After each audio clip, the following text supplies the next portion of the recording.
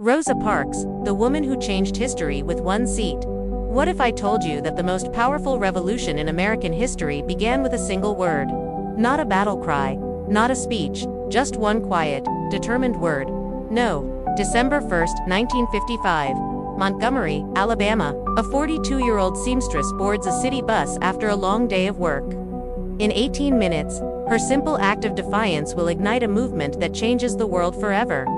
This is the story of Rosa Parks, the woman who proved that sometimes the most courageous thing you can do is simply refuse to move. February 4, 1913. Tuskegee, Alabama. Rosa Louise Macaulay is born into a world where the color of your skin determines the water fountain you drink from, the school you attend, and the seat you're allowed to occupy. But Rosa's grandfather, Sylvester Edwards, is different. A proud man who refuses to bow. He sits on his porch with a shotgun, teaching young Rosa, "Don't put up with bad treatment from anybody." These words become the foundation of her character. At age 11, Rosa witnesses something that burns into her memory forever: white children riding a school bus while black children walk miles to their separate, inferior school. The injustice plants a seed that will grow into unshakable resolve.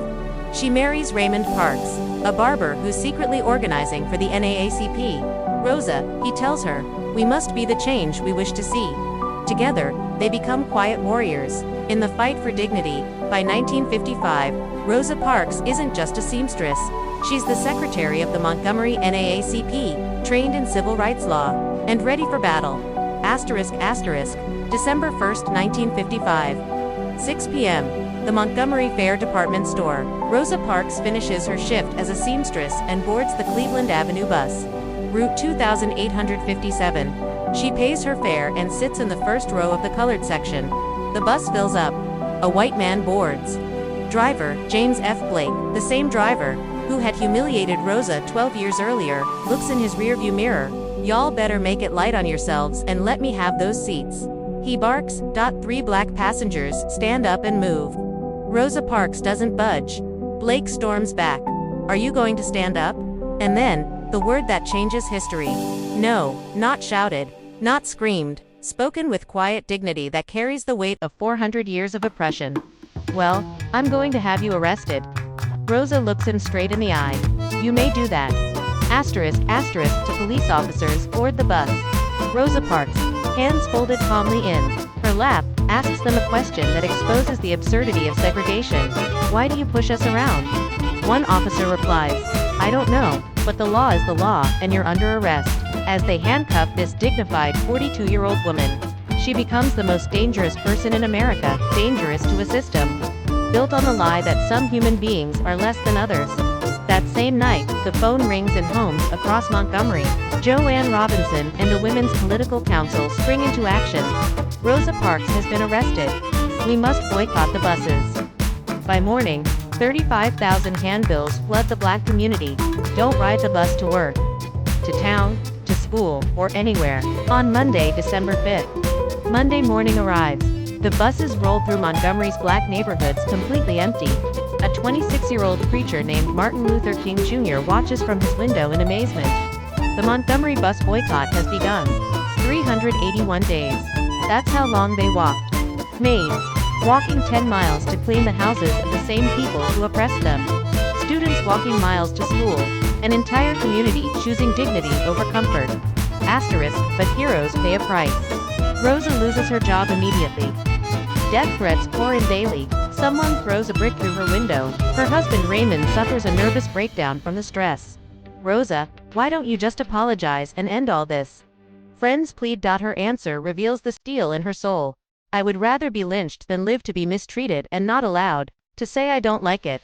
The boycott costs the Montgomery bus system $750,000, equivalent to $7.5 million today. But more importantly, it costs the system of segregation its moral authority. November 13, 1956. The Supreme Court declares Montgomery's bus segregation laws unconstitutional. After 381 days of walking in dignity, they have won. December 21, 1956. Rosa Parks boards a Montgomery bus and sits wherever she chooses. The photographer captures the moment, a quiet woman by the window, looking forward toward a new America. But Rosa's revolution was never just about a bus seat. It was about human dignity. Rosa Parks' single act of defiance becomes the catalyst for everything that follows: the Civil Rights Movement, the March on Washington, the Voting Rights Act, a complete transformation of American society. In 1999, Congress awards her the Congressional Gold Medal, calling her the First Lady of Civil Rights and the Mother of the Freedom Movement. When she dies in 2005 at age 92, she becomes the first woman to lie in honor in the U.S. Capitol Rotunda. Presidents, congressmen, and common citizens alike pay their respects to the seamstress who changed the world. But perhaps her greatest legacy isn't in the history books.